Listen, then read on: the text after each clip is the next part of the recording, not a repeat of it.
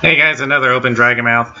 I apologize in advance if I seem a little tired. I just came back from a pickup game and I just about used up all my energy, so I apologize if I seem a little off today.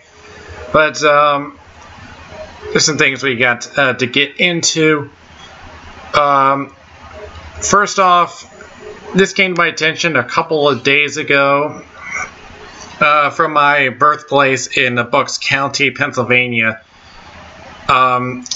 There's a group of men who have been arrested in a sting for unlawfully contacting a minor in order to have sex with a child.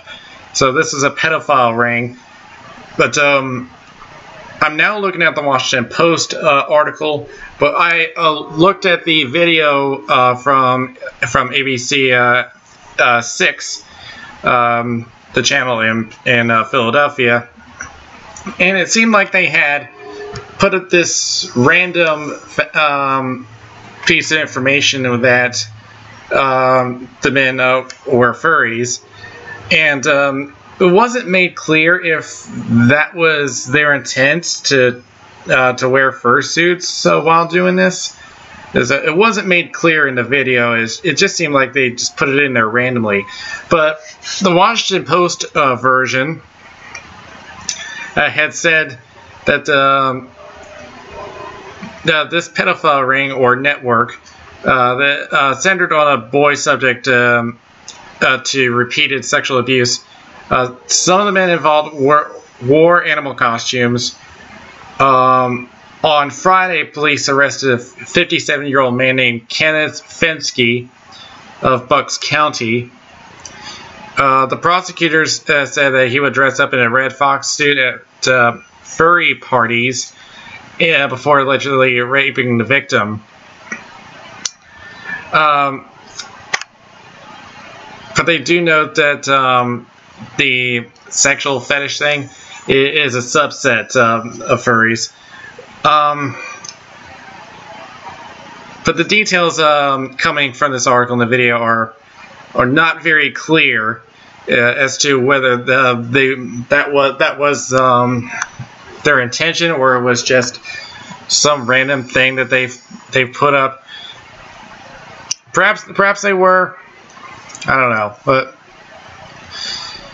it's just obviously this is not the first time that this has happened, but in fact I did have one of my friends on Facebook say that they knew one of these people. So just watch out for this kind of stuff. The other thing, where was I? Just saw it a minute ago. Yes. Now, I took some time to read this particular article from New Statesman, which is a British left-wing political and cultural magazine. And it was talking about, the article is called The Third Reich, which they talk about Nazi furries. To the Ranting Griffin already made a video about this. Yeah, it's mainly because of they show this picture of the fursuit named Foxler. It has a red band with a paw print on it, which looks similar to what the Third Reich used. Like I said, I won't get into the details there because Tu already made a video that he can explain it much better than I can. But then later in the article, this is something that I was not aware of.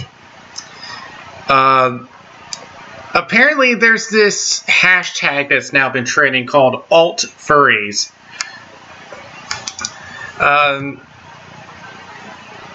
This is a tag on Twitter that's been recently been used.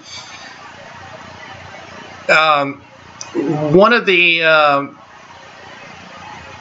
people, I hope I'm pronouncing this right, QQ, said the origins of the term alt-furry are confused, and to avoid it being co-opted or used wrongly, he decided to turn it into an, quote, explicitly right-wing movement. So, the movement, he says, is about standing up for furries and forming a right wing within a traditionally very liberal group. Now, we do have furries with conservative views, but it is mostly very liberal, yes. And of course, they're allowed to have these views. But the fact that this hashtag is coming up is concerning, especially with the alt-right movement, which, should I say, have a bunch of loose screws. So having this come up is very concerning to me, because this, I mean, they can believe what they want, but this is just asking for trouble. So I don't know what else to say about that. It's all right, but let's get to some different stuff. First off, there's a ferret named, and I'm not joking here, named Zelda, who has now been fitted with a pacemaker in a rare surgical procedure at Kansas State University. Zelda, who's age 4, was admitted to the Veterinary Health Center in Manhattan, Kansas. She was suffering from a third-degree heart block, which could have shortened her life, but now with the pacemaker, she's expected to live a normal ferret life, which is about 10 years. And that device had to be specially ordered because of her size and small veins. They show an X-ray of it, and the device kind of looks like a computer mouse. It really does when you look at it. Let's see, what else we got? I had to see this to believe it, but a Saudi prince was going out flying, and he is now taking his flying to the next level by buying seats for his 80 Falcons. There's a couple of photos on there, and I think that this is on an Airbus A380. It's a wide-body plane, because usually the Arab Airlines use the Airbus A380, and it's a really big plane. But the whole middle of the plane is filled with Falcons. He has bought a seat for every one of them, and they said it was about 80 of them.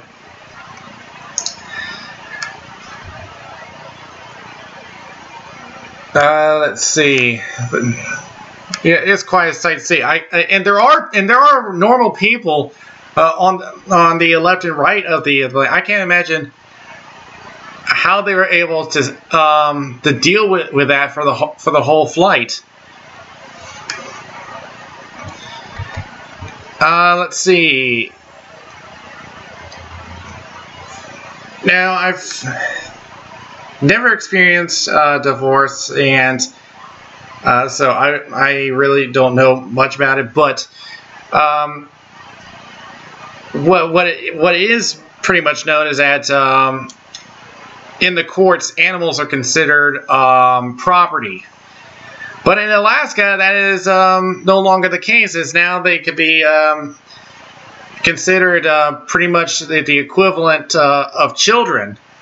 So now they can take into account the well-being of the animal, which side would be better off. So the decision-making will now come down to what's best for the animal, not the human owners, and it can allow the judge to assign joint custody if he feels necessary. All right, I'll wrap this up. Not many events for this month. We have one going on right now. That's Rust Ferrets over in Moscow. That will be going to the 5th. Furcons will be starting tomorrow, going to the 6th over in New Zealand. Morph Parade will be going on in Thailand. And one American event will be occurring on the 24th to the 26th. Will be First Squared over in Wisconsin. So that will pretty much do it. I'm going to go hit the hay. This Dragon's Mouth is now closing.